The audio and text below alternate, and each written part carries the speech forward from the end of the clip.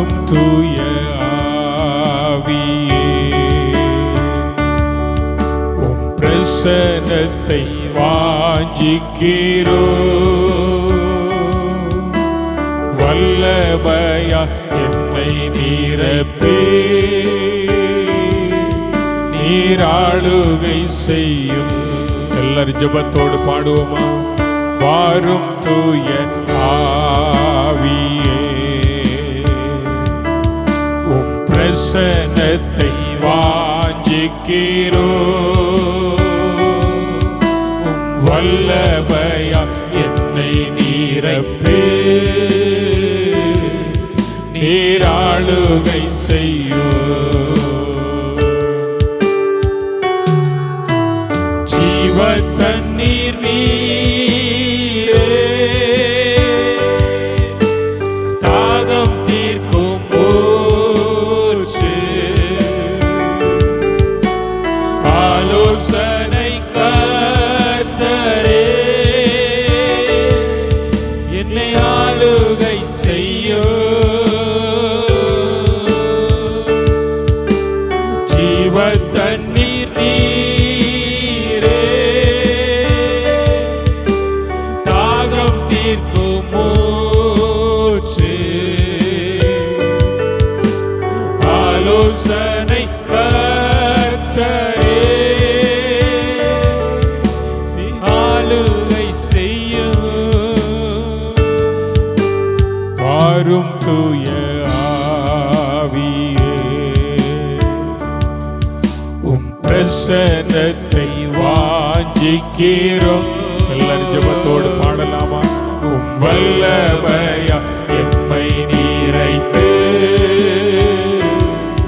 நீராளுகை செய்யும். வாரும் தூய ஆவியே, எல்லாரும் சேர்ந்து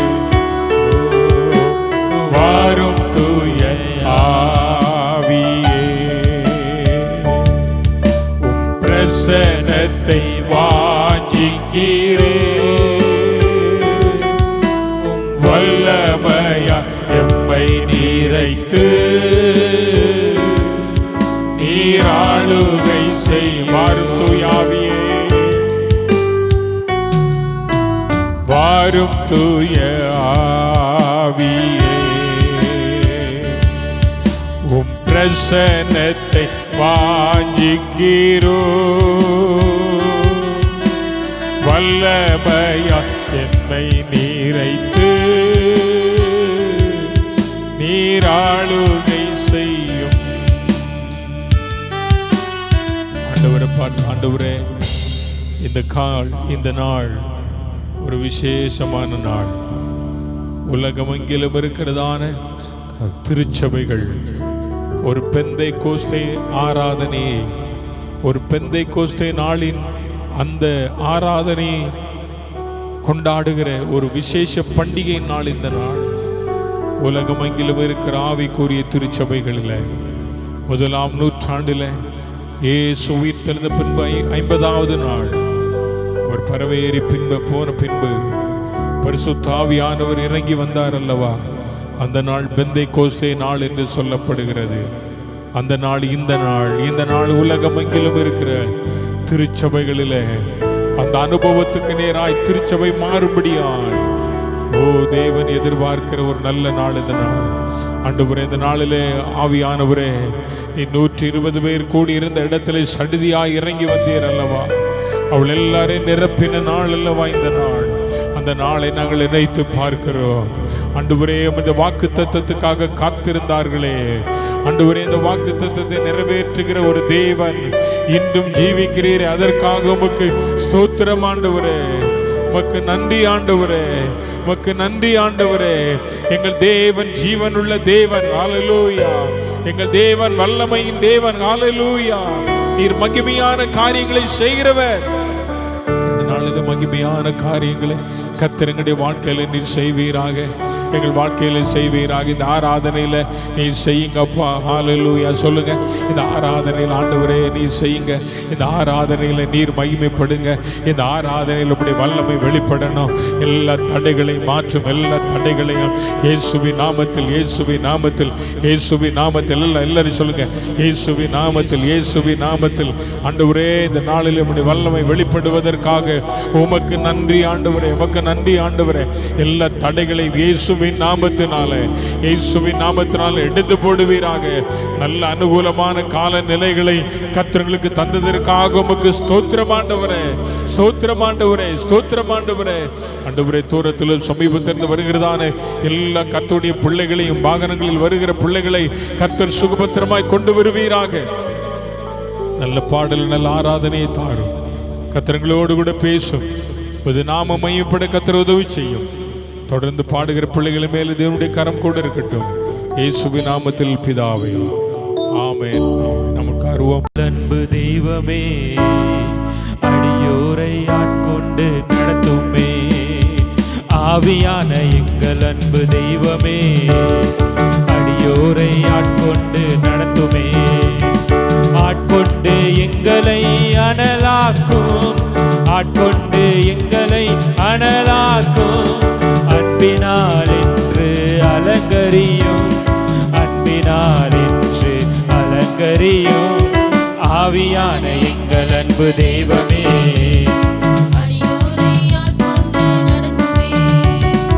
ஆவியான எங்கள் அன்பு தெய்வமே, அடியோரை ஆட்கொண்டு நடத்துமே.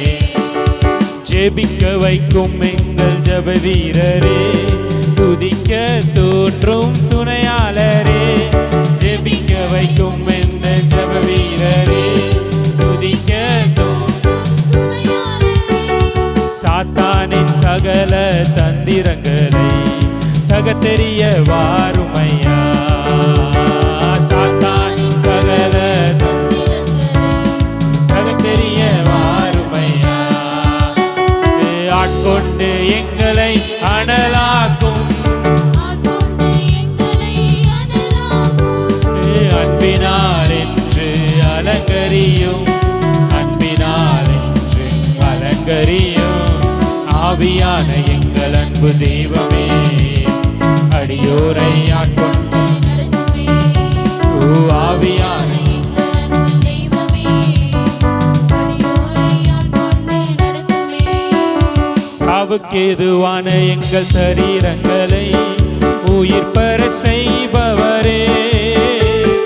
சாவுக்கேதுவான எங்கள் சரீரங்களை உயிர் பெற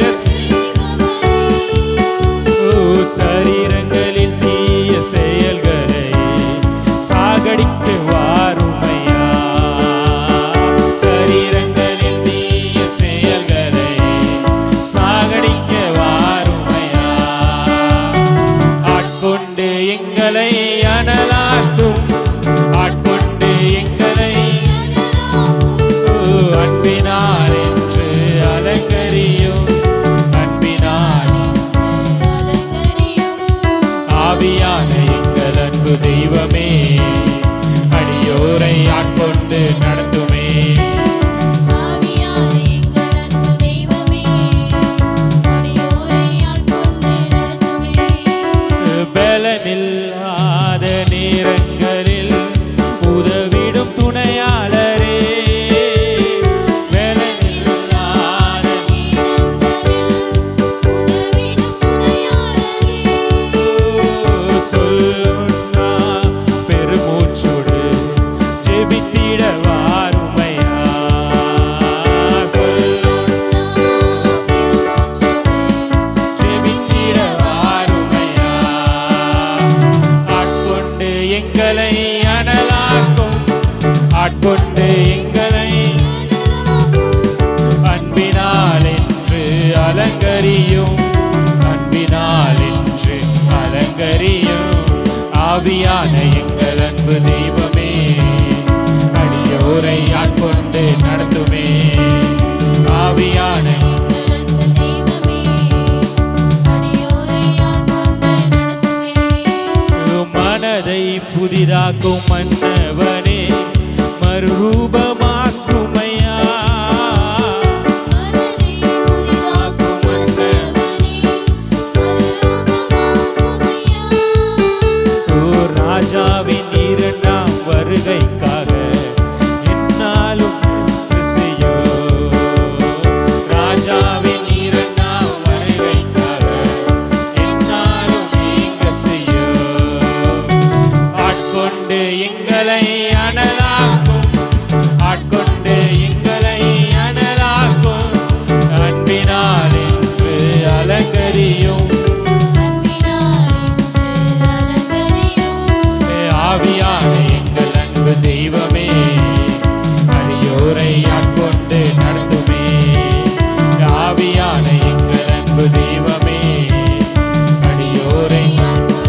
ஜெபிக்க வைக்கும், ஜெபிக்க வைக்கும் எங்கள் ஜெப வீரரே, துதிக்க தூண்டும் துணையாளரே. ஜெபிக்க வைக்கும் எங்கள் ஜெப வீரரே, துதிக்க தூண்டும் துணையாளர். சாத்தானின் சகல தந்திரங்களை தகர்த்தெறிய வாருமையா. சாத்தானின் தகர்த்தெறிய வாருமையா. ஆட்கொண்டு எங்களை அனலாக்கும், ஆட்கொண்டு எங்களை அன்பினால் என்று அலங்கரியும், அன்பினால் என்று அலங்கரியும். ஆவியான எங்கள் அன்பு தெய்வமே, அடியோரை ஆட்கொண்டு நடத்துமே. ஆவியான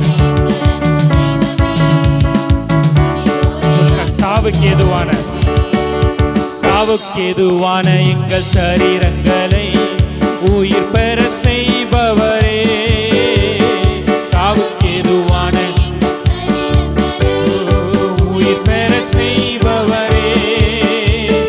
சரீரங்களில் தீய செயல்களை சாகடிக்க வாருமையா.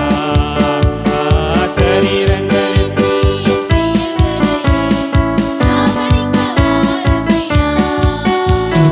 ஆட்கொண்டு எங்களை அனலாக்கும், ஆட்கொண்டு எங்களை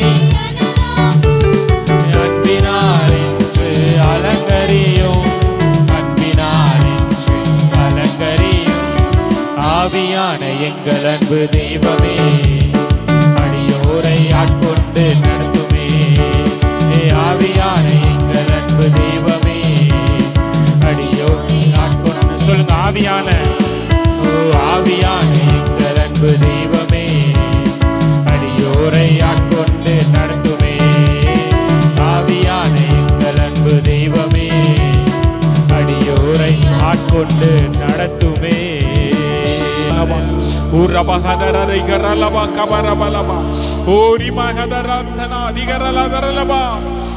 எல்லாரும் வாயில திறந்து சொல்லுவோம், ஆண்டவரே பனி போல பெய்யும் பரிசுத்தரே, மழையாக பொழியும் ஆவியே. பனி போல பெய்யும் பரிசுத்தரே, மழையாக பொழியும் ஆவியே. ஆவியே, நல்ல கரங்களை உயர்த்தி சொல்லுங்க. ஊற்றும் ஆண்டவரே, ஆவியே, ஆவியே, மழையாக பொழியும் ஆவியே. பனி போல பெய்யும் பரிசுத்தரே, மழையாக பொழியும் ஆண்டவரே. இந்த காலையில இயற்கை மழையை ஊற்றினவர், பரிசுத்த ஆவியாகிய மழையை ஆராதனை வேளையில் எங்கள் மத்தியிலே ஊற்றுவீராக.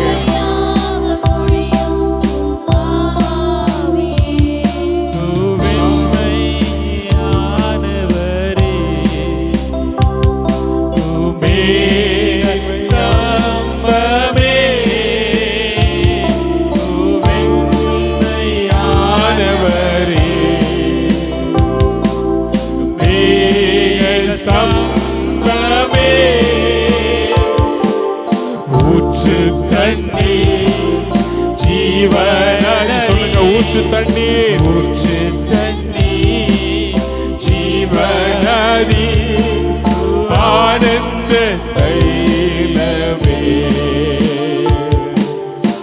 ஆனந்த தைலமே. பனி போல பெய்யும் பரிசுத்தரே, மழையாக பொழியும். எல்லாரும் வாய்களை திறந்து சொல்லுவோம், ஆவியானவரே போல பெய்யும் பரிசுத்த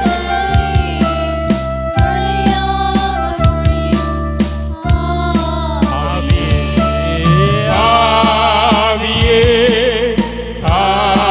ஆவியே,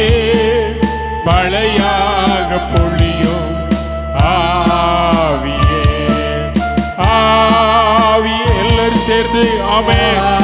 ஆவியே மழையாக பொழியும் ஆவியே ஆவியே பரிசுத்த ஆவியானவரே மழையாக பொழியும் ஆவியே ஆவி ஆவியானவரே ஓ மழையாக பொழியும் ஆவியே ஆவியே ஆவியே ஆவியே மழையாக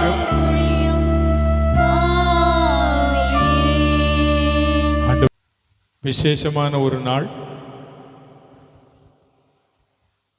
பெந்தைக்கோஸ்தே ஞாயிறு.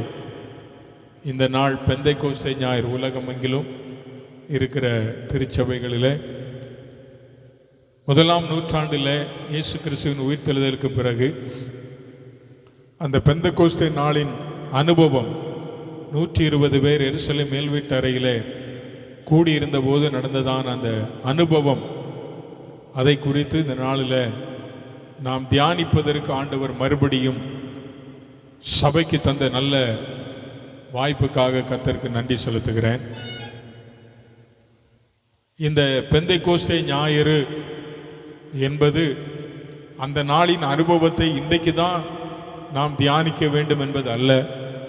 நாம் எப்போது வேண்டுமானாலும் அதை தியானிக்கலாம். ஒவ்வொரு நாளும் நமக்கு பெந்தைக்கோஸ்தே நாள் தான். ஒவ்வொரு நாளும் அந்த நாளில் என்ன நடந்ததோ அந்த காரியங்களை நாம் சிந்திப்பதும் அதை நம்முடைய வாழ்க்கையில் அபியாசிப்பதும் செயல்முறைப்படுத்துவதும் நம்முடைய வாழ்க்கைக்கு மிகவும் இன்றியமையாத ஒன்று. ஆகவே இந்த காலையிலும் இந்த பெந்தைக்கோஸ்தே ஞாயிறு அன்று இந்த அனுபவத்தை குறித்து பரிசுத்த ஆவியின் அபிஷேகத்தை பெற்றவர்கள் குறித்ததான அடையாளம், பரிசுத்த ஆவியின் அபிஷேகத்தை பெற்றுக்கொண்டவர்களுக்கான அடையாளங்கள் என்ன, அதைத்தான் இன்றைக்கு நாம் தியானிக்க போகிறோம். இந்த அடையாளம் என்பது நமக்கு ரொம்ப முக்கியமான ஒன்று. இன்றைக்கு நீங்கள் கேட்க போகிறதான வார்த்தைகள் மிகவும் முக்கியமான வார்த்தைகள். இதை நீங்கள் கருத்தில் கொள்வீர்களே ஆனால் உங்கள் வாழ்க்கையில் ஒருவேளை நீங்கள் இதுவரை அபிஷேகத்தை பெறாமல் இருப்பீர்களே ஆனால் இன்றைக்கு ஆண்டவருடைய சமூகத்தில் அந்த அபிஷேகத்தை பெற்றுக்கொள்ள தாகத்தோடு காத்திருங்கள். ஒருவேளை பெற்றுக்கொண்டதை நீங்கள் இழந்திருப்பீர்களே ஆனால் இன்றைக்கு ஆண்டவரிடத்தில் மறுபடியும் உங்களை புதுப்பித்துக் கொள்வதற்கு ஒரு நல்ல தருணம் இந்த நாள் என்பதை நீங்கள் மறந்துடக்கூடாது. ஆகவே இந்த காலையில் தேவனுடைய சமூகத்தில் இப்படிப்பட்ட ஒரு நல்ல நாளை தந்த தேவாதி தேவனுக்கு நன்றி செலுத்தி ஒரு வசனத்தை வாசிக்க உங்களை அன்போடு கூட கேட்டுக்கொள்கிறேன். எபேசியர் நிருபம் 1ஆம் அதிகாரம், எபேசியர் 1ஆம் அதிகாரம் அதனுடைய 13ஆம் வசனத்தை வாசிக்க அன்போடு கூட கேட்டுக்கொள்கிறேன்.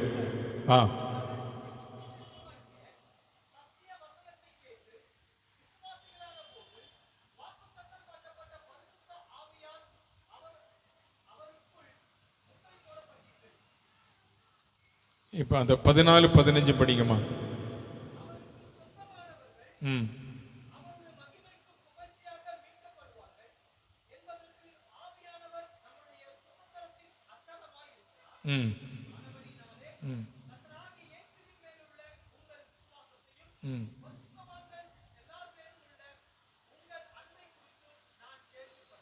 தோத்திரம். கர்த்தருக்கு மகிமை உண்டாவதாக. அப்போஸ்தலனாகிய பவுல் எபேசு சபைக்கு தன்னுடைய நிருபத்தை அவர் எழுதும்போது அவர் ஒரு உண்மையான சத்தியத்தை இந்த இடத்துல எழுதுவதை நம்ம எழுதியிருப்பதை நாம் பார்க்க முடிகிறது. ஒரு ரட்சிக்கப்பட்ட விசுவாசிக்குள்ளே இன்றைக்கு அறிந்து கொள்ள வேண்டியதான ஒரு சத்தியம் என்ன சத்தியம் என்றால் 13ஆம் வசனத்தில் இன்றைக்கு நாம் வாசித்த 13ஆம் வசனத்தில் நாம் வாசிக்கிறோம், நீங்களும் உங்கள் ரட்சிப்பின் சுவிசேஷமாகிய சத்திய வசனத்தை கேட்டு விசுவாசிகள் ஆனபோது நீங்களும் ரட்சிப்பின் சுவிசேஷமாகிய சத்திய வசனத்தை கேட்டு நீங்கள் என்னவாய் மாறினீர்கள்? என்னவாய் மாறினீங்க? விசுவாசிகளாய் மாறின போது, விசுவாசிகள் ஆனபோது. அப்போ நாம் விசுவாசிகள் ஆனபோது எப்படி நாம் விசுவாசிகளாய் மாறினோம்? சத்திய வசனத்தை கேட்டதினால, சுவிசேஷத்தை கேட்டதினால, அந்த சுவிசேஷத்திற்கு நாம் கீழ்ப்படிந்ததினால, அந்த சுவிசேஷ வார்த்தைக்கு நம்முடைய வாழ்க்கையை நாம் ஒப்பு கொடுத்ததினால நாம் என்னவாய் மாறி இருக்கிறோம்? விசுவாசிகளாய் மாறி இருக்கிறோம். விசுவாசிகளாய் மாற்றப்பட்ட நமக்கு ஆண்டவர் என்ன சொல்லுகிறாராம்? வாக்குத்தத்தம் பண்ணப்பட்ட பரிசுத்த ஆவியால், வாக்குத்தத்தம் பண்ணப்பட்ட பரிசுத்த ஆவியால் அவருக்குள் நீங்கள் என்ன செய்யப்பட்டிருக்கிறீர்கள்? முத்திரை போடப்பட்டிருக்கிறீர்கள். அப்ப என்றைக்கு நீங்கள் விசுவாசிகள் ஆனீர்களோ, என்றைக்கு ஆண்டவருடைய சத்திய வசனத்தை கேட்டு ரட்சிக்கப்பட்டீர்களோ, அன்றைக்கு நீங்கள் விசுவாசிகள் என்பதற்கு அடையாளமாக உங்கள் மேல் போடப்பட்ட முத்திரை என்ன முத்திரை தெரியுமா? பரிசுத்த ஆவியாகிய முத்திரை. ஆமென் சொல்லுங்க, அல்லேலூயா. அப்ப நீங்க ரட்சிக்கப்பட்ட நாளில், ஞானஸ்நானம் பெற்ற நாளில், ஆண்டவருடைய சத்திய வசனத்துக்கு நீங்கள் கீழ்ப்படிந்த அந்த நாளில் ஆண்டவருடைய வசனம் சொல்லுகிறது, உங்களை அவருடைய பிள்ளையாய் ஏற்றுக்கொண்டார் என்பதற்கு அடையாளமாக அவர் உங்கள் மேல ஒரு சீல் போட்டிருக்கிறார். அந்த சீல் என்ன? பரிசுத்த ஆவியாகிய முத்திரை. பரிசுத்த ஆவியாகிய முத்திரை. அப்ப இந்த முத்திரையை பார்த்தாலே தெரியும் இவங்க யாரு? இவங்க யாரு? கர்த்தருடைய பிள்ளைகள். இப்போ ஒரு காலத்தில் நம்ம எல்லாம் கடிதம் எழுதி கொண்டிருந்தோம்ல, கடிதம் எழுதி போஸ்ட் பண்ணுவோம். இங்க இருந்து நீங்க ஊருக்கு அனுப்பும்போது இந்த எந்த ஊர்ல நீங்க லெட்டர் போஸ்ட் பண்ணீங்களோ அந்த போஸ்ட் ஆபீஸினுடைய சீல் என்ன செய்யும்? அந்த லெட்டர்ல இருக்கும். இருக்குமா இருக்காதா? ரெண்டாவது, அந்த கடிதம் எந்த ஊருக்கு போய் டெலிவரி ஆகுதோ அந்த போஸ்ட் ஆபீஸினுடைய சீலும் இருக்கும். அப்ப நமக்கு நல்லா தெரியும் இந்த கடிதம் இந்த இடத்திலிருந்து என்ன செய்யப்பட்டது? அனுப்பப்பட்டிருக்கிறது.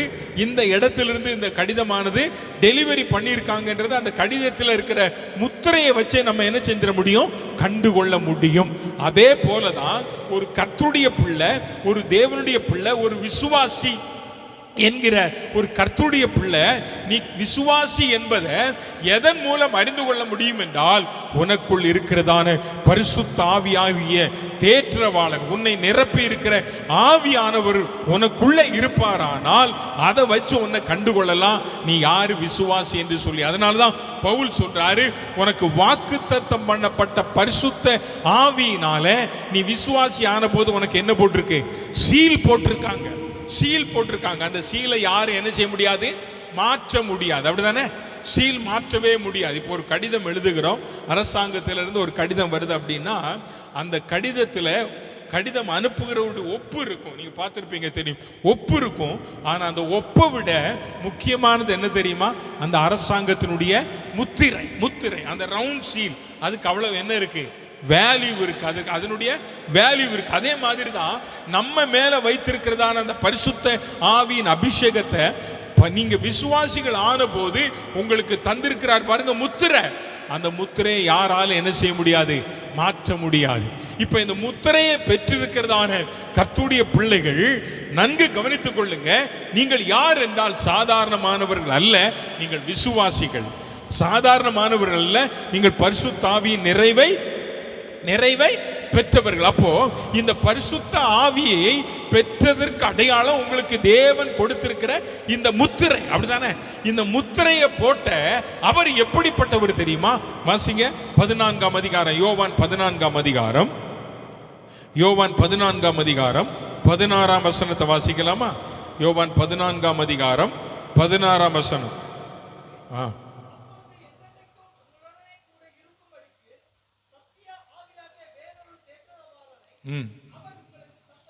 ஸ்தோத்திரம். 14ஆம் வசனத்துல இந்த யோவான் எழுதின சுவிசேஷம் 14ஆவது அதிகாரம் என்பது ஒரு முக்கியமான ஒரு அதிகாரம். ரொம்ப முக்கியமான ஒரு அதிகாரம். இந்த அதிகாரத்தில் நமக்கு பிடித்தமான நிறைய வசனங்கள் நிறைய நம் மனப்பாடம் பண்ணக்கூடிய வசனங்கள் நிறைய இந்த 14வது அதிகாரத்தில் சொல்லி இருக்கு. ஏன்னா ஆண்டவர் இந்த 14வது அதிகாரத்தினுடைய ஆரம்பமே என்ன சொல்றாரு? உங்கள் இருதயம் கலங்காது இருப்பதாக.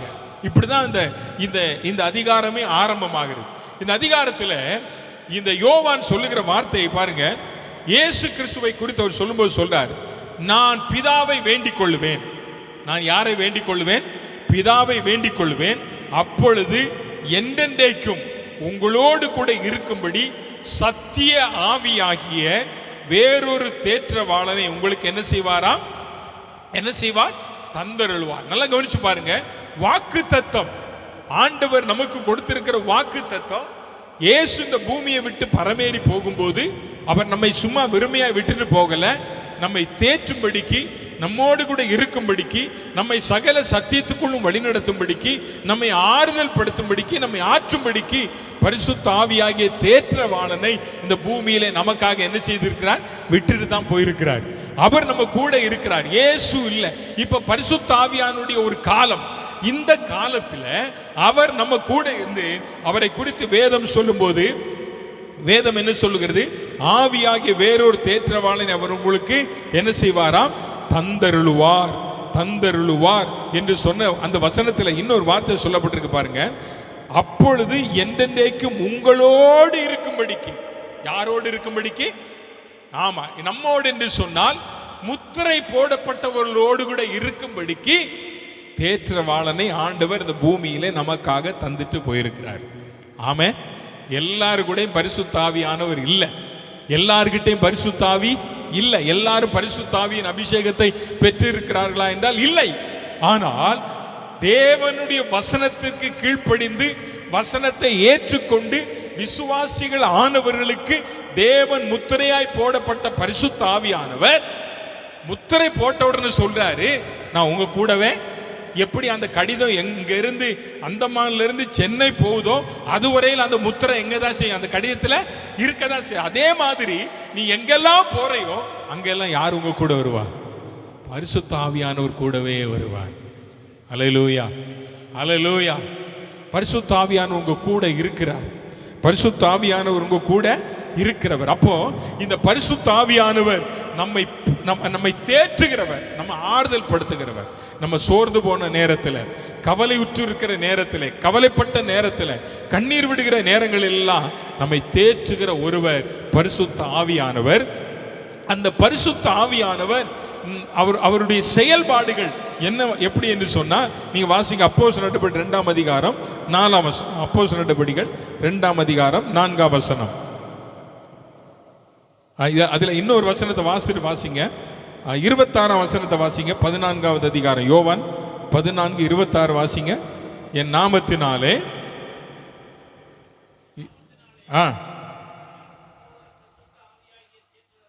தேற்றவாளனை எல்லாவற்றையும் நல்லா கவனிச்சு பாருங்க. தேற்றவாளன் உங்க கூட இருக்கிறவர், உங்களை முத்திரை போட்டவர், அந்த அபிஷேக நாதர், அவரை குறித்து வேதம் சொல்லுகிறது. என் நாமத்தினாலே பிதா அனுப்ப போகிற பரிசுத்த ஆவியை தேற்றவாளனே எல்லாவற்றையும் உங்களுக்கு என்ன செய்வார்? எல்லாவற்றையும் உங்களுக்கு என்ன செய்வார்? போதித்து நான் உங்களுக்கு சொன்னபடி எல்லாவற்றையும் உங்களுக்கு என்ன செய்வார்? அப்ப ரெண்டு காரியத்தை, உங்க கூட இருக்கிற பரிசுத்த ஆவியானவர், உங்களை முத்திரை போட்ட பரிசுத்த ஆவியானவர், நீங்கள் விசுவாசிகள் ஆனபோது பெற்றுக்கொண்ட பரிசுத்த ஆவியானவர் உங்க கூட இருக்கிறவர் இந்த வசனத்தின்படி ரெண்டு காரியத்தை நமக்கு செய்கிறாராம். ஒன்று, நமக்கு என்ன செய்கிறாராம்? உங்களுக்கு போதித்து, உங்களுக்கு என்ன செய்கிறவரா இருக்கிறார்? போதிக்கிறார். நல்ல போதனை போதிக்கிறார். பரிசுத்த ஆவியானவர் உங்க கூட இருந்தா எது பாவம் எது பாவம் இல்லை என்பதை சரியாக நமக்கு என்ன செய்வார்? விளக்குவார். ஆமென் சொல்லுங்க. அல்லேலூயா, அல்லேலூயா. நான் போன வாரத்துக்கு முந்தின வாரம் சொன்னேன், யோசேப்பு என்கிறதான தேவ மனுஷனோடு கூட யார் இருந்தா? கர்த்தர் இருந்தார். அந்த கர்த்தர் இருந்த யோசேப்பை பார்த்து பார்வோன் சொல்லுகிறான், தேவ ஆவியை பெற்ற இவனை போல வேறு ஒருவன் இல்லை. அப்படிதானே வசனம்? தேவ ஆவியை பெற்ற யோசேப்பை போல வேற ஒருவனும் இல்லை. அந்த யோசேப்புக்கு பாவம் செய்ய தூண்டப்பட்ட போது இது பாவம் என்பதை அறிந்து அந்த பாவத்தை விட்டு அவன் என்ன செய்தான்?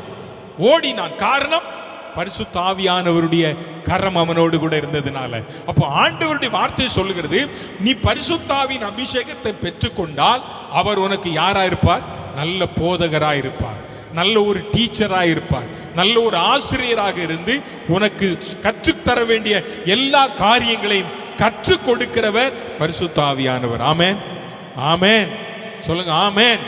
அடுத்து வேத வசனம் சொல்லுகிறது, அவர் நமக்கு எல்லாவற்றையும் என்ன செய்வாரா? என்ன செய்வார்? போதிக்கிறவர். இரண்டாவதாக அந்த வசனத்தில் கடைசி வசனம் வார்த்தை என்ன சொல்லுது? நினைப்பூட்டுகிறார். நினைப்பூட்டுகிறார். எதை நினைப்பூட்டுகிறார்? வசனத்தை நினைப்பூட்டுகிறார். ஆமென் சொல்லுங்க, அல்லேலூயா, அல்லேலூயா. ஆண்டவர் பரிசுத்த ஆவியின் அபிஷேகத்தை பெற்ற கர்த்தருடைய பிள்ளையே, உனக்கு உன் கூட ஆண்டவர் இருந்தா உன் ஆண்டவர் நினைப்பூட்டிக்கிட்டே இருப்பார். நீ செய்ய வேண்டிய காரியத்தை குறித்து ஆண்டவர் உனக்கு என்ன செய்வாரா? சிலர் சொல்லுவாங்க, தம்பி என்ன இந்த விஷயத்தை சொன்னேன்னு செய்யலையே, மறந்துட்டேன். என்ன செய்வான் சொல்லுங்க? மறந்துட்டான். பிள்ளைகள் சொல்லுவாங்க, அம்மா அப்பா ஒரு வேலை கொடுத்தா அந்த வேலை செய்யலைன்னா என்ன செய்வாங்க? மறந்துட்டான். அந்த நாட்களில் பழைய ஒரு 30-40 ஆரம்ப வருஷ காலங்களுக்கு முன்னால இந்த பாட்டிமார் இருக்காங்க பாருங்க, ஏதாவது ஒரு காரியத்தை சொல்லிட்டு அதை மறக்காம இருக்கிறதுக்கு என்ன செய்வாங்களாம்? ஒரு கல் எடுத்து சேலை முந்தானியில் என்ன செய்வாங்க? கட்டி போட்டுருவாங்க. அப்படிதானே? அது அப்படின்னா அதை பார்க்கும் போதெல்லாம் அவங்களுக்கு ஏதோ ஒன்று ஞாபகத்துக்கு வந்துடும். அப்படிதானே? அப்படிதான் அவங்க எல்லாம் அன்னைக்கு அந்த நாட்கள்ல இருந்தாங்க. ஆனா இன்னைக்கு ஆண்டவர் நமக்கு நல்ல ஞானத்தை தந்திருக்கிறார், நல்ல ஞானத்தை தந்திருக்கிறார். அவர் சொல்றாரு, நான் உன் கூட இருப்பதுனால உனக்கு என்ன நன்மை அப்படின்னா, நான் உனக்கு டீச் பண்ணுவேன், உனக்கு நான் போதிப்பேன், உனக்கு நான் கற்றுத்தருவேன். அப்போ நம்ம அவர் கற்றுத்தாரார் என்று சொன்னால் நாம் யாரா மாறணும்? முதல்ல மாணவனாய் மாறணும். ஆமென் சொல்லுங்க, அல்லேலூயா. அவர் போதகராய் இருப்பாரானால் நாம் என்னவாய் மாறணும்? விசுவாசியாய் மாறணும், அல்லது ஒரு மாணவனாய் மாறணும். அவர் சமூகத்தில் உட்காரணும். உட்கார்ந்தா அவர் நமக்கு போதிப்பார், சில காரியங்களை அவர் என்ன செய்வார்? நினைப்பூட்டுவார். இப்போ நல்லா கவனிச்சு பாருங்க, நம்ம மாதம் ஒரு முறை கர்த்தருடைய பந்தியை நாம் அனுசரிக்கிறோம். அப்படிதானே?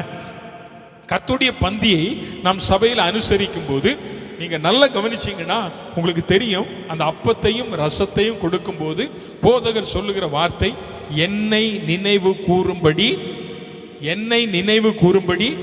அப்போ நல்லா கவனிங்க, கர்த்தருடைய பந்தியிலே பங்கு பெறுகிற நாம் எதை நினைவு கூற வேண்டும் என்றால், இயேசு கிறிஸ்துனுடைய பாடு மரணங்களை என்ன செய்யணும்?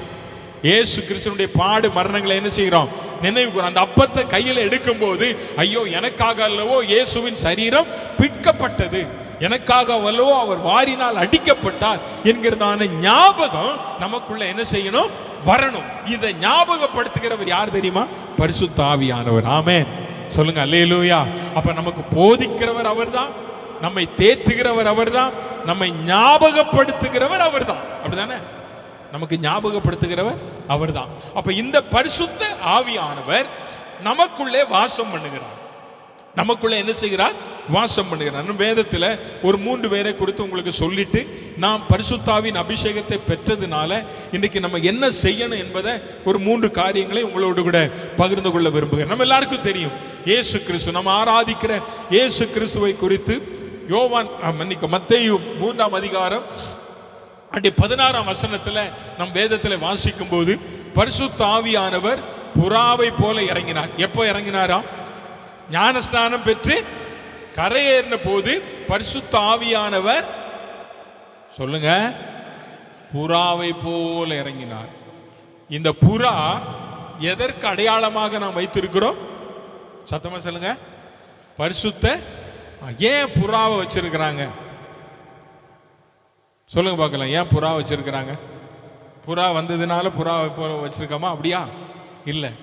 புறாவினுடைய குணங்களை நீங்க பார்த்தீங்கன்னா, புறா எப்படிப்பட்டது தெரியுமா? அசுத்தமானதை சாப்பிடாது, அது பரிசுத்தமானது. அந்த புறாவின் கண்கள் எப்போது எப்படி என்னவா இருக்கும் தெரியுமா? உன்னத பாடல் புத்தகத்தை நீங்க படிச்சு பார்த்தீங்கன்னா அங்க நல்ல தெரியும். என் கண்கள் புறாவின் கண்கள். புறாவின் கண்ணிலிருந்து எப்போது என்ன செய்யும் தெரியுமா? தண்ணி வடிஞ்சுக்கிட்டே இருக்கும். புறா பரிசுத்தமானது, அசுத்தமானது என்ன செய்யாது, தொடாது. ரெண்டாவது, புறா பாத்தீங்கன்னா சும்மாவே இருக்காது, எப்பவுமே என்ன செய்யும் தெரியுமா, சத்தம் போட்டுக்கிட்டே இருக்கும், சத்தம் போட்டுக்கிட்டே இருக்கும். அதுக்கு நிறைய ஆவிக்குரிய அர்த்தங்கள் இருக்கிறது. அப்போ புறா என்பது பரிசுத்தமானதுனால இயேசு கிறிஸ்து ஞானஸ்நானம் பெற்ற போது பரிசுத்த ஆவியானவர் எதை போல இறங்கினாராம், புறாவை போல இறங்கினார். அதுல வசனத்தில் சொல்லப்பட்டிருக்கிறது, இறங்கினவர் அப்படி நிப்பாடல. இறங்கின உடனே அடுத்து என்ன நடக்குன்னா, ஒரு சம்பவம் நடக்கு. அங்க ஒரு சத்தம் கேட்குது, அப்படிதானே? கேட்குதா கேட்கலையா? என்ன சத்தம்? இவர் என்னுடைய, இவர் என்னுடைய, இவர் என்னுடைய, இவரில் நான் என்னவா இருக்கிறேன். எங்க நடக்கு தெரியுமா? யோர்தான் நதிக்கரையில் ஞானஸ்நானம் கொடுக்குவதற்காக யோவான் ஸ்நானம் நிற்கிறான். ஏராளமான ஜனங்கள் இருக்கிறாங்க. இப்போ ஞானஸ்நானத்துக்கு வரும்போது யோவான் கொடுக்க முடியாது என்றாரு.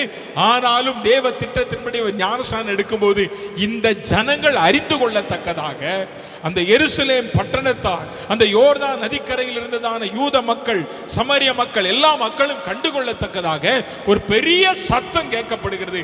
என்ன சத்தம்? இவர், எவர்? ஞானஸ்நானம் பெற்றிருக்கிற இவர் என்னுடைய நேச குமாரன், இவரில் நான் என்னவா இருக்கிறேன். அப்ப நல்லா கவனிச்சு பாருங்க, கர்த்தருடைய பிள்ளையே, நீ தேவனுடைய அபிஷேகத்தை பெற்றிருக்கிற, உன்னை ஆண்டவர் முத்திரை போட்டிருக்கிறாரு. நீ தேவ அபிஷேகத்தை பெற்று இருந்தா உன் வாழ்க்கை எப்படிப்பட்ட வாழ்க்கையா இருக்கணும் தெரியுமா? இந்த சத்தம் கேட்கப்பட்டது பாருங்க, இந்த அனுபவம் நமக்குள்ள வரணும். ஆமென் சொல்லுங்க. என்ன அனுபவம்? தேவ சத்தத்தை கேட்கிற அனுபவம். அப்படின்னா தேவன் நம்மோடு கூட பேசணும், அப்படிதானே?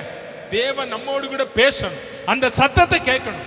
அந்த சத்தத்தை கேட்கிற அனுபவம் இல்லைன்னா நீ அபிஷேகம் பெற்று பிரயோஜனம் இல்லை, நீ அபிஷேகம் பெறலன்னு தான் அர்த்தம். ஆமென் சொல்லுங்க. அல்லேலூயா. ஆமா, தேவனுடைய அபிஷேகத்தை பெற்ற கர்த்தருடைய பிள்ளையே, நீ கேட்க வேண்டிய ஒரு சத்தம் தேவனுடைய சத்தமா தான் இருக்கணும். இவர் என்னுடைய நேசகுமாரன், நேசகுமாரன், இவரில் நான் என்னவா இருக்கிறேன், பிரியமா இருக்கிறேன். உங்களை என்னையும் பார்த்து ஆவியான் அப்படிதான் சொல்லணும்.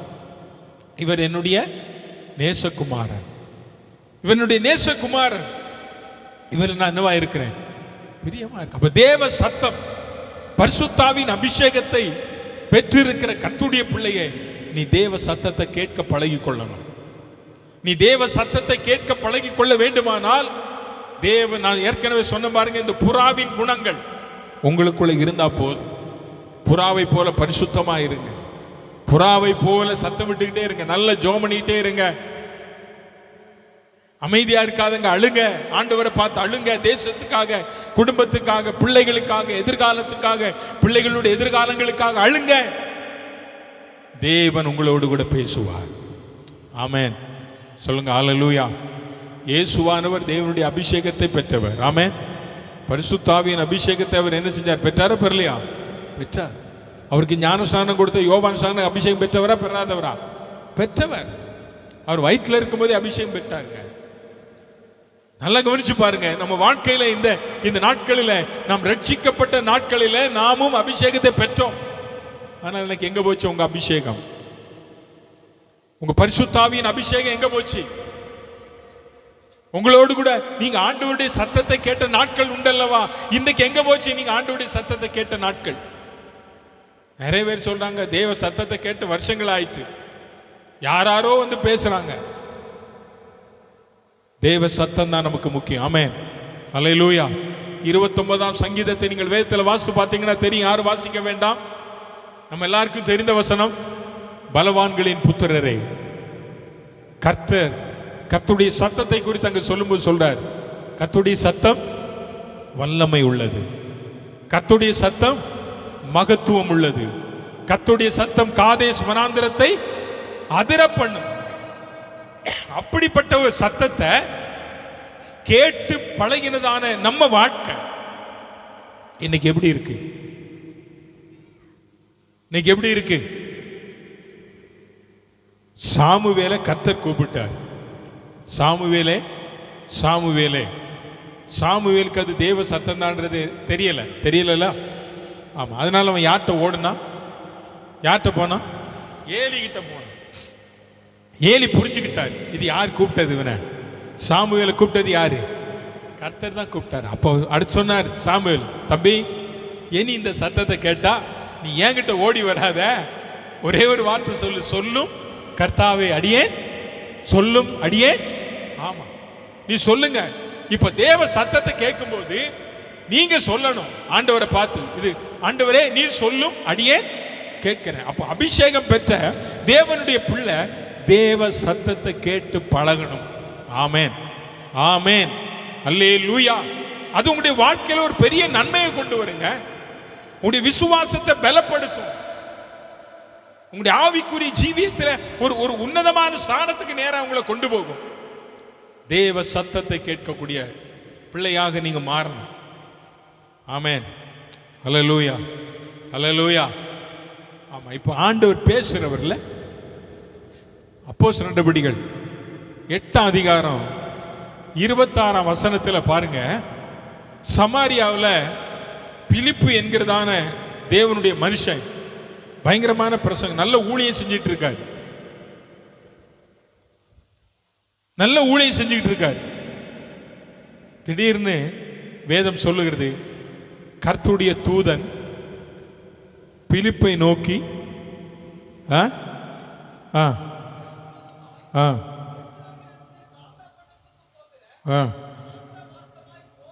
போ என்றான். இப்ப 29ஆம் வசனத்தை வாசிங்க. ஆவியானவர் ஐயா, இப்ப இந்த 2 வசனத்தை கொஞ்சம் பாருங்க. நான் சொல்ல முதல்ல 26ஆம் வசனத்தை படிங்க. பார்த்தீங்கன்னா, பின்பு கர்த்தருடைய தூதன் பிலிப்பை நோக்கி, நீ எழுந்து எருசலேமில் இருக்கிற காசா பட்டணத்துக்கு போகிற வனாந்தர வார்க்கமாய் சொல்லுங்க போ. யார் சொல்றா? இப்ப கர்த்தருடைய தூதன் சொல்றார், நீ எழுந்து காசா பட்டணத்துக்கு போகிற வனாந்தரம். காசா பட்டணத்துக்கு போகிற, அப்ப எந்த பட்டணம் வனாந்தரம் எல்லாவற்றையும் யார் தெளிவாக இருந்திருக்கிறார், அறிஞ்சிட்டார். இப்போ இவர் எழுந்து போறார். இவர் போகும்போது ஒரு சம்பவம் நடக்கு. அந்த வழியில ஒரு மந்திரி வாரார், வேதத்தை படிச்சுக்கிட்டு இருக்கார். இப்போ நான் நல்லா கவனிச்சு பாருங்க. 29ஆம் வசனத்தை நம்ம வாசித்தோம். 26ஆம் வசனத்தில் கர்த்தருடைய தூதன் என்று சொல்லப்பட்டிருக்கிறது. கர்த்தருடைய தூதன் அப்படிதான் இருக்கு. தூதன் ஆனவர்னு இருக்கா, தூதன் இருக்கா? தூதன் அப்படிதான் இருக்குல்ல. ஆனா 29ஆம் வசனத்துல நீங்க வாசித்து பார்த்தீங்கன்னா யாரு? சத்தமா சொல்லுங்க, யாரு? ஆவியானவர், நீ போய் அந்த ரதத்தோடு என்ன செய். ஆமா, இப்ப தேவதூதன் சொல்லல. தேவதூதன் நீ எழுந்து காசா பட்டணத்தில் இருக்கிற அந்த வனாந்தரத்துக்கு நீ போப்பான்ட்ட. இப்போ வனாந்தரத்திற்கு வந்ததான பிலிப்பை பார்த்து ஆவியானவர் சொல்றாரு, நீ அந்த ரதத்தோடு கூட என்ன செய். சொல்லுங்க, ரதத்தோடு கூட சேர்ந்து கொள்ளு. ஆமென். கர்த்தருடைய பிள்ளையை ஆவியானவர் திட்டமா பேசுறாரு. யாருக்கிட்ட? பிலிப்பு கிட்ட. நீ எங்க போனோம்? நீ இந்த ரதத்தோடு சேர்ந்து. நீ வனாந்தரத்தில் வந்த ரைட்டுப்பா. வனாந்தரத்தில் வரும்போது இந்த கந்தாகை மந்திரி வேதத்தை படிச்சுட்டு வந்தா, பார்த்தா எல்லாம் ரைட்டு தான். இப்ப நான் சொல்றேன், இந்த ரதத்தோட என்ன செய்யணும்? நீ சேரணும். ரதம் சாதாரணமான சைக்கிள் வேகத்தில் போகாது, அது மின்னல் வேகத்தில் ஓடும். அப்படிதானே? அப்ப நல்லா கவனிச்சு பாருங்க. வனாந்தரத்தில் இந்த பிலிப்பு எவ்வளவு வேகமா ஓடி இருப்பாரு. ஆண்டவர் சொல்லிட்டார்ல, ஏற்கனவே அவன் நல்ல சமாரியாவில் ஊழியம் செஞ்சவனை வனாந்தரத்துக்கு அனுப்பிட்டாரு. வனாந்தரத்துக்கு வந்தவனை இப்ப சொல்றாரு, நீ ஓடி போய் அந்த ரதத்துல சேர்ந்துக்கோ, ஓடு போ சீக்கிரம். இது யாருடைய சத்தம்? இது யாருடைய சத்தம்? நல்லா கவனிச்சு பாருங்க. தூதனுடைய சத்தத்தை பிலிப்பு கேட்டு பழகி இருக்கிறான். ஆவியானுடைய சத்தத்தை பிலிப்பு கேட்டு பழகி இருக்கிறான். ஆமென். கர்த்தருடைய பிள்ளைங்க, இந்த கால வேளையில நீங்களும் நான் இப்படிதான் இருக்கணும். நீ தேவனுடைய ஆவியை பெற்றிருப்பாய், ஆனால் ஆவியானுடைய சத்தத்தையும் உன்னால கேட்க முடியும். தேவதூதன் பேசுகிற வார்த்தையை உன்னால கேட்க முடியும். அல்லேலூயா சொல்லுங்க, அல்லேலூயா, அல்லேலூயா. தேவ ஆவியானவர் சொல்றார், நீ போய் சேர்ந்து கொள். அவன் போய் என்ன செஞ்சிட்டான்? பிலிப்பு போய் சேர்ந்து கொள் என்று சொன்ன உடனே பிலிப்பு ஓடி போய் சேர்ந்து அவன் வாசிக்கிறத கேட்டான். அவனுக்கு அதை சொல்லி கொடுத்தான். நமக்கு தெரியும் அங்க என்ன நடந்தது தெரியுமா? ஞானஸ்நான ஆராதனை நடந்ததான். அப்ப ஆவியானவர் நம்மோடு கூட என்ன செய்கிறவர்? பேசுகிறவர். உன்னை முத்திரை போட்டிருக்கிற ஆவியானவர் மௌனமா இருக்கிற ஆவியானவர் அல்ல. உனக்கு போதிக்கிறவர், உன்னை கண்டிக்கிறவர், உன்னோடு கூட பேசுகிறவர். அல்லேலூயா, அல்லேலூயா, அல்லேலூயா. இந்த ஆவியானவர் உன்னோடு கூட பேசுகிறது மட்டுமல்ல, 7ஆம் அதிகாரம் அப்போஸ்தலர் நடவடிக்கைகள் 7ஆம் அதிகாரம் 55ஆம் வசனம். 7ஆம் அதிகாரம் 55ஆம் வசனம் வாசிங்க. அப்போஸ்தலர் 7:55. அவன் பரிசுத்த ஆவியினாலே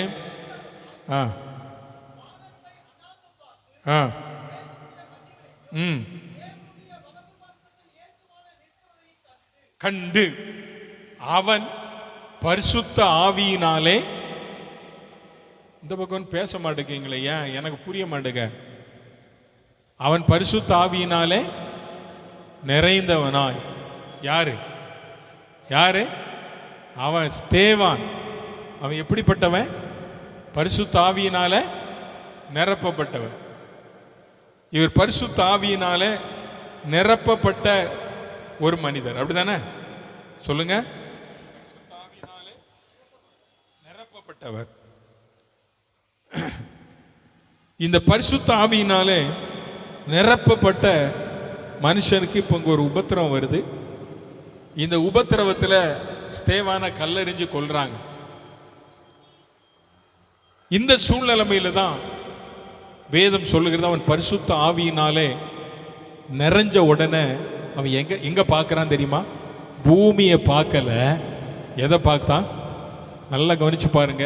தேவ ஆவியை பெற்ற கர்த்தருடைய பிள்ளை, பரிசுத்த ஆவியின் அபிஷேகத்தை பெற்ற ஒரு கர்த்தருடைய பிள்ளை எந்த சூழ்நிலைமையும் பூமியை பார்க்க மாட்டான், அவன் வானத்தை தான் பார்ப்பான். ஆமென், சொல்லுங்க அல்லேலூயா.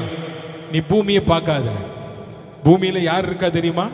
மனுஷர்கள் இருக்காங்க, நம்பிக்கை துரோகிகள் இருக்கிறாங்க, உன்னை வஞ்சிக்கிறவர்கள் இருக்காங்க, உன்னை ஏமாற்றுகிறவர்கள் இருக்காங்க, பலவிதமான பொய்யர்கள் இருக்கிறாங்க, பலவிதமான பாவம் செய்கிற மக்கள் இருக்கிறாங்க, உன்னோடு கூட இருந்தே உனக்கு துரோகம் பண்ணுகிறவங்க இருக்காங்க. இவங்களை பார்க்காத நீ பண்ணிய மாதிரி நம்ம எல்லாம் கீழே பார்க்க வேண்டியவங்க அல்ல.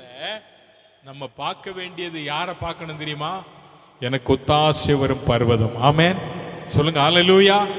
ஐயா, இந்த மனுஷன் கல்லெறிகிறாங்க, இவனை சுத்தில கல்லெறிஞ்சிட்டாங்க, இவனை கொலை பண்ண போறாங்க.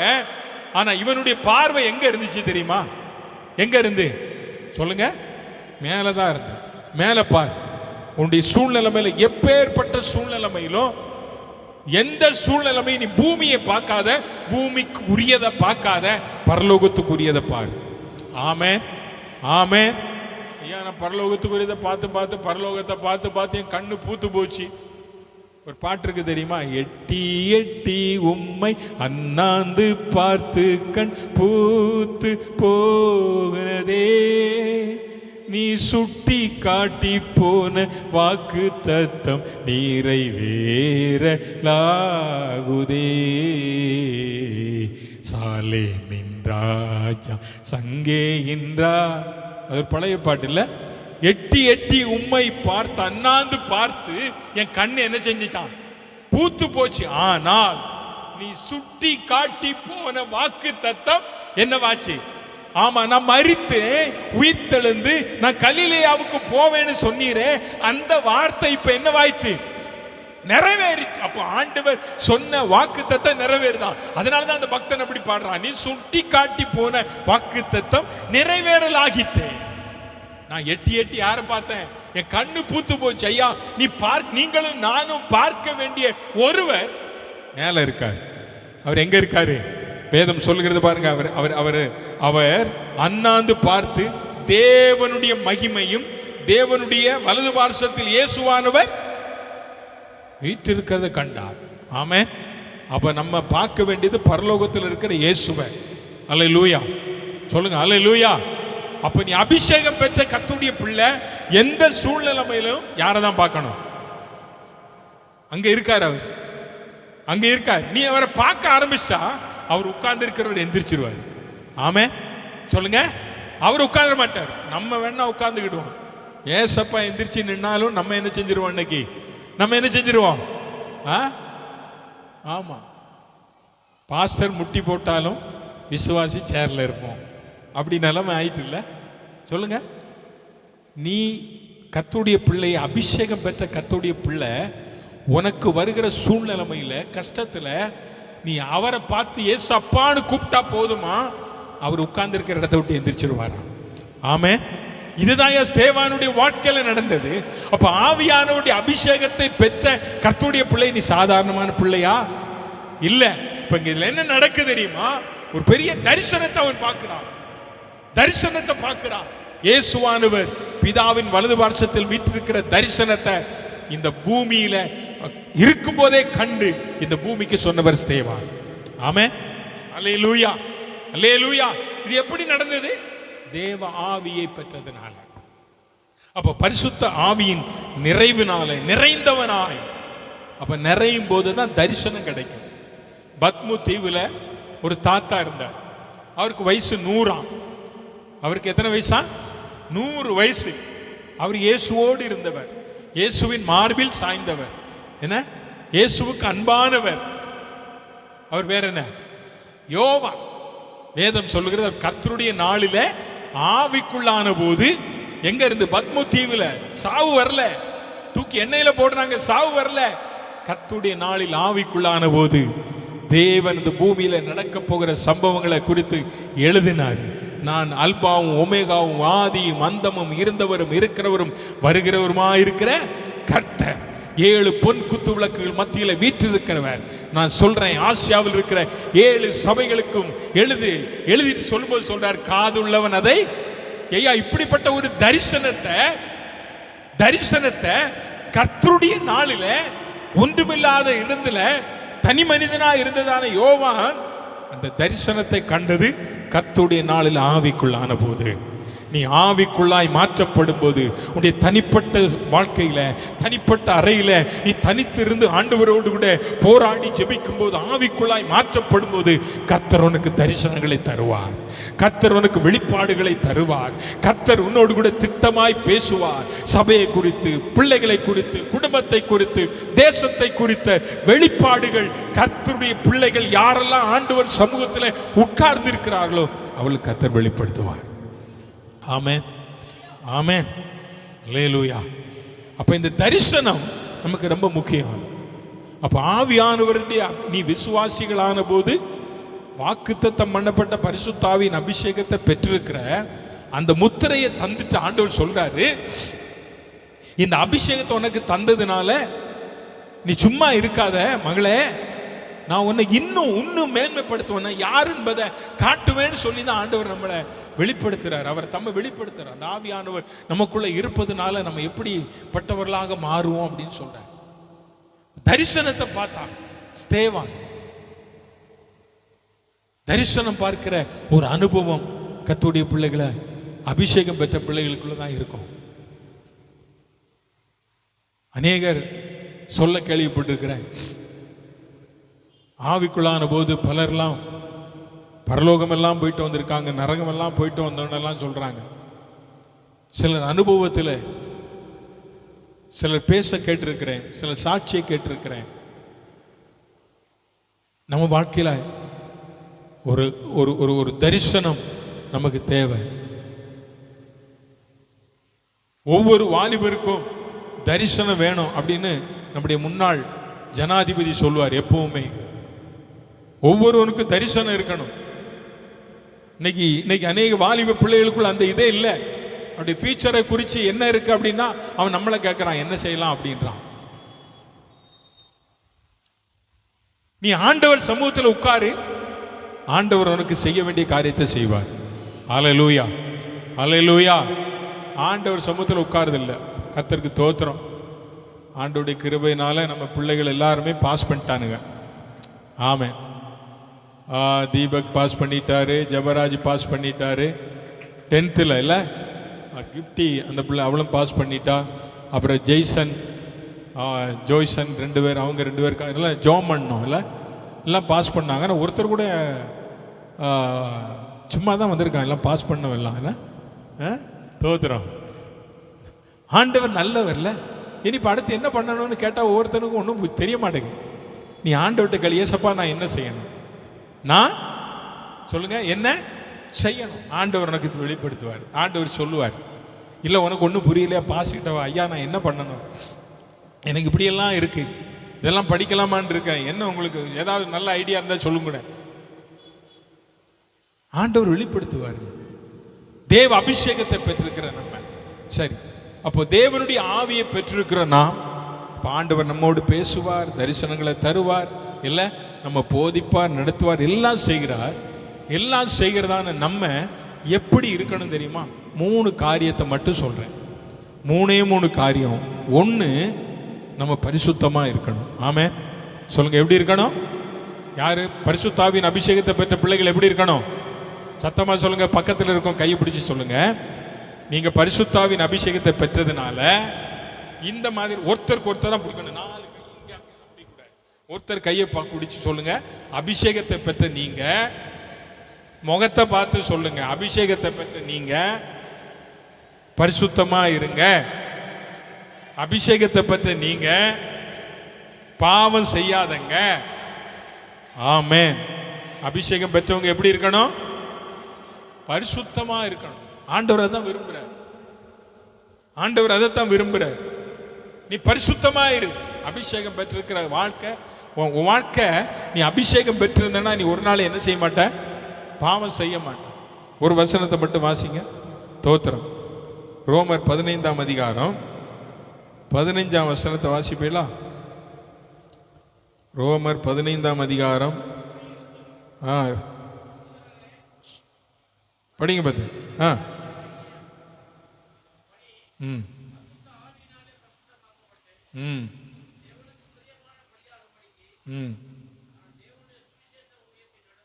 சோத்திரம்.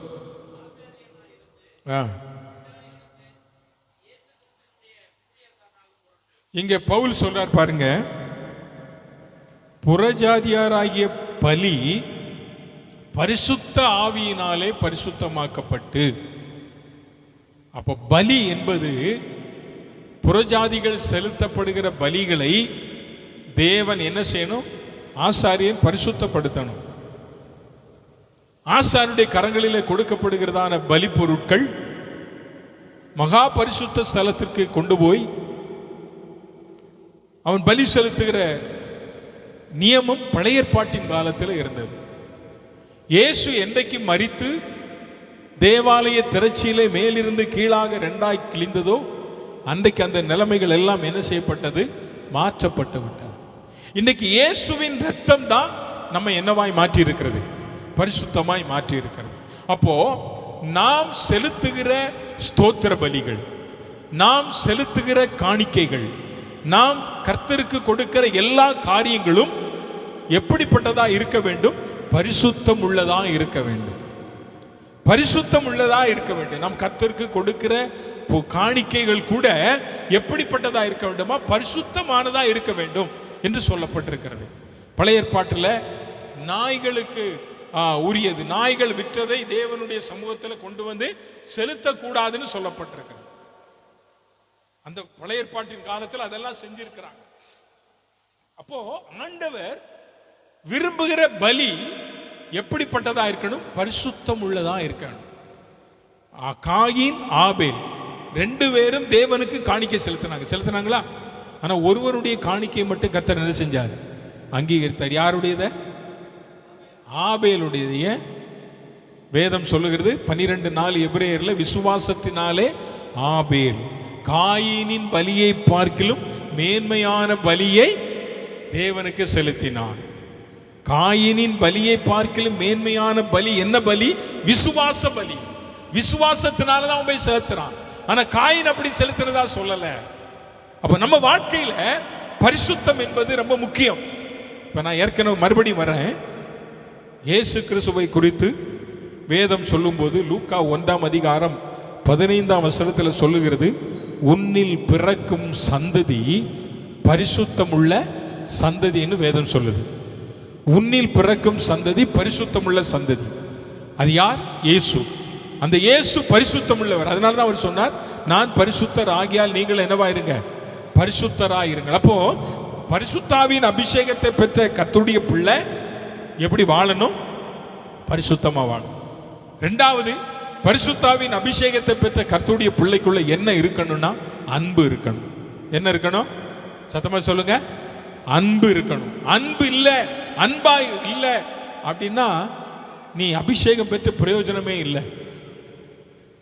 பரிசுத்தாவின் நிறைவை பெற்ற கர்த்தருடைய பிள்ளைகளுக்குள்ள அன்பு இருக்கணும்.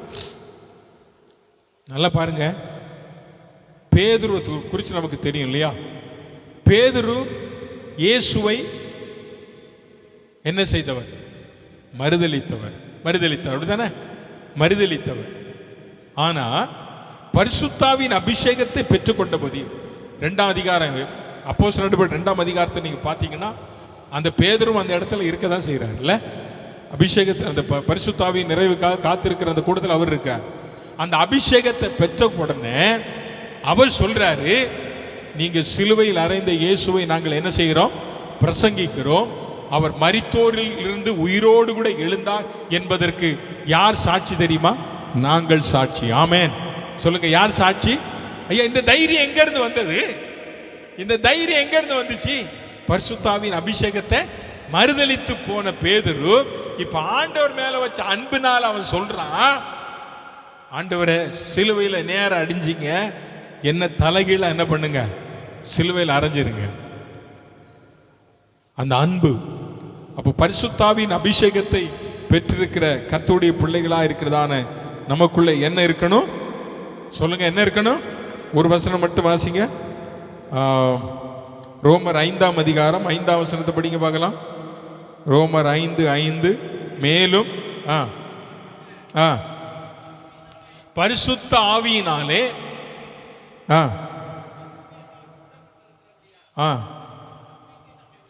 தேவ அன்பு நம்முடைய இருதயங்களில் என்ன செய்யப்பட்டிருக்கிறதா? சொல்லுங்க, ஊற்றப்பட்டிருக்கிறது. நமக்கு அருளப்பட்ட பரிசுத்தாவியினாலே நமக்கு என்னது அருளப்பட்டிருக்கிறதா? பரிசுத்தாவி அருளப்பட்டிருக்கிறதுனால அந்த அன்பு நம்முடைய இருதயத்தில் என்ன செஞ்சிருக்காரு? ஊற்றப்பட்டிருக்கு. அன்பு ஊற்றப்பட்டிருக்கு. அப்ப நம்ம எப்படி இருக்கணும்? தேவ அன்பினால் இருக்கணும். உங்களுக்குள்ள இயேசுவின் அன்பு ஊற்றப்பட்டிருக்கு. அது எதனால? பரிசுத்தாவியினால. அப்போ நீ தேவ அன்பினால் நிரப்பப்பட்டிருக்கிறாய் என்றால் உனக்குள்ள பரிசுத்தாவியானவர் இருக்கிறார் என்ற அர்த்தம். நீ தேவ அன்பினால் நிரப்பப்படவில்லை என்றால் உனக்குள்ள யார் இல்லை? ஆமா, பரிசுத்தாவியானவர். அப்போ பரிசுத்தாவின் அபிஷேகத்தை பெற்றிருக்கிற கர்த்தருடைய பிள்ளைகள் இந்த பூமியில பரிசுத்தமா வாழணும். ரெண்டாவது, அன்பா இருக்கணும். கடைசியா அப்போஸ்தலர் 1ஆம் அதிகாரம் 8ஆம் வசனம் சொல்றது போல நம்ம என்னவா இருக்கணும்? சாட்சியா இருக்கணும். பூமியில் எப்படி இருக்கணும்? பரிசுத்தாவின் அபிஷேகத்தை பெற்றவர்கள். வேதம் சொல்லுகிறது, பரிசுத்தாவி உங்களிடத்தில் வரும்போது நீங்கள் எனக்கு என்னவா இருப்பீர்கள்? சாட்சியா இருப்பாங்க. எருசலேமில், யூதேயாவில், சமாரியாவில், பூமியின் கடைசி பரியந்தம் ஒரு விசுவாசி இந்த பூமியில வாழுகிற கொஞ்ச நாட்கள் என்னவா இருக்கணும்? கர்த்தருக்கு சாட்சியா இருக்கணும். சாட்சி ரொம்ப முக்கியம். இன்னைக்கு அநேக தேவனுடைய பிள்ளைகள் சாட்சியை இழந்து போய் நிற்கிறாங்க. விசுவாசிகள் என்கிற பெயர் சொல்வதற்கு கூட அவங்களால முடியல. அந்த அளவுக்கு அவங்களுடைய வாழ்க்கை தரம் மோசமா போயிட்டு. ஏன்? நம்ம சாட்சி ரொம்ப முக்கியங்க. நீங்க இருக்கிற பகுதியில், உங்க தெருவில், உங்க பஸ்தியில நீங்க தேவனை வெளிப்படுத்தணும். ஏன்னா தேவ அன்பு உங்களுக்குள்ள ஊற்றப்பட்டிருக்கிறதுனால ஆண்டவர் சொல்றார், பரிசுத்தாவி உங்களிடத்துல வந்தா தான் நீ இந்த பூமியில் என்ன செய்ய முடியும்? சாட்சியா இருக்க முடியும். சாட்சியா இருக்க முடியும். அப்ப பரிசுத்தாவின் அபிஷேகத்தை பெற்றுக்கொள்ள வேண்டியது நம்ம மேல விழுந்திருக்கிற கடமை. ஒரே ஒரு வசனத்தை மட்டும் வாசித்து நான் ஜெபிக்கும்படியாக விரும்புகிறேன். அப்போஸ்தலர் 2ஆம் அதிகாரம். அப்போஸ்தலர் 2ஆம் அதிகாரம் முதல் 5 வசனங்களை எல்லாரும் எடுங்க. எல்லாம் பைபிளை வச்சிருந்தா பைபிள் எடுங்க.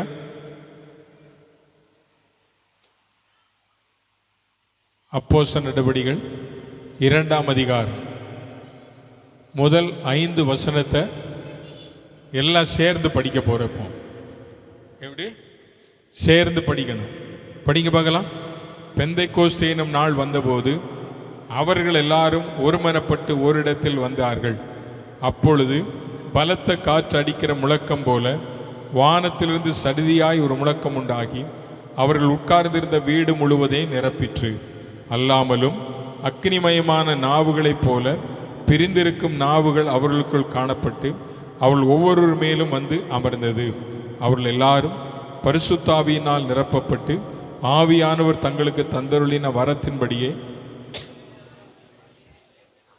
வானத்தின் கீழ் இருக்கிற சகல தேசக்காரர்கள் தெய்வ பக்தி உள்ள யூதர்கள் அப்பொழுது எருசலேமிலே வாசம் பண்ணினார்கள். நல்லா பாருங்க, இதை ஏன் உங்களை நான் எல்லாரும் சேர்ந்து வாசிக்க சொன்னேன் அப்படின்னா, இந்த நாளில் தான் எருசலேமில் 120 பேர் ஒன்று கூடி ஜெபித்தார்கள். அதில் முதல் வசனத்தில் சொல்லப்பட்டிருக்கிற ஒரு வார்த்தை, ஒருமனப்பட்டு ஒரு இடத்தில். ஒருமனப்பட்டு, சத்தமா சொல்லுங்க, ஓரிடத்தில். ஒரு மனம் ரொம்ப முக்கியம். பரிசுத்தாவின் அபிஷேகத்தை பெறுவதற்கு கூட்டமாய் கூடி ஜெபிக்கும் போது நமக்கு என்ன வேணும்? ஒரு மனம் வேணும், ஒரு இடம் வேணும். அடுத்த வசனம் சொல்லுகிறது, அப்பொழுது. எப்பொழுது? அப்பொழுது. எப்பொழுது? ஒருமனப்பட்டு ஒரு இடத்துல வந்தபோது. ஒரு இடத்துல, வெவ்வேறு இடத்துல இல்லை, ஒரு இடத்துல வந்தபோது பலத்த காற்று அடிக்கிற முழக்கம் போல வானத்திலிருந்து சடிதியாய் ஒரு முழக்கம் உண்டாகி அவர்கள் உட்கார்ந்திருந்த வீடு முழுவதையும், வானத்திலிருந்து சடிதியாய் ஒரு முழக்கம், ஒரு லைட், இடி முழக்கம் போல அந்த முழக்கம் உண்டான போது அந்த சத்தம் வீடு முழுவதும் என்ன செஞ்சிட்டான்? நிரப்பிற்று. அல்லாமலும் அக்னிமயமான நாவுகள் போல பிரிந்திருக்கும் நாவுகள் அவர்களுக்கு காணப்பட்டு அவர்கள் ஒவ்வொரு மேலும் வந்து என்ன செய்தது? அமர்ந்தது. புறா எப்படி இயேசு கிறிஸ்து மேல் அமர்ந்தாரோ, அமர்ந்து இவர் என்று நேசகுமார் என்று சொன்னது போல அந்த அந்த அந்த ஆவி, அந்த அந்த அந்த அக்னிமயமான நாவுகள் வந்து அமர்ந்தது. அவர்கள் எல்லாரும் பரிசுத்த ஆவியினாலே நிரப்பப்பட்டார். நல்லா பாருங்க, ஓரிடத்தில் கூடினார்கள், ஒருமனப்பட்டு கூடினார்கள். அவர்கள் எல்லாரும் மேலும் பரிசுத்த ஆவியானவர் இறங்கினார். எல்லாருக்கும் ஆவியின் வரங்களை தந்தருளினார். ஆமென் சொல்லுங்க, எல்லாருக்கும் ஆவியின் வரங்களை தந்தருளினார். அப்ப நல்லா கவனிங்க, ஒரு மனம், ஒரு இடம், எல்லாருக்கும் அபிஷேகம், எல்லாருக்கும் வரங்கள். அப்படிதானே? ஆண்டவர் பட்சபாதம் உள்ளவர் அல்ல, அவர் எல்லாருக்கும் எல்லாவற்றையும் கொடுக்கிறவர். அப்படின்னா இன்னைக்கு ஒருவேளை நீங்க அபிஷேகத்தை பெற்றிருக்கலாம், இதுவரை அந்த வரங்களை நீங்க பெறல அப்படின்னா இன்றைக்கு ஆண்டவர் அந்த வரங்களை தரவர் வல்லவர். ஆமென்.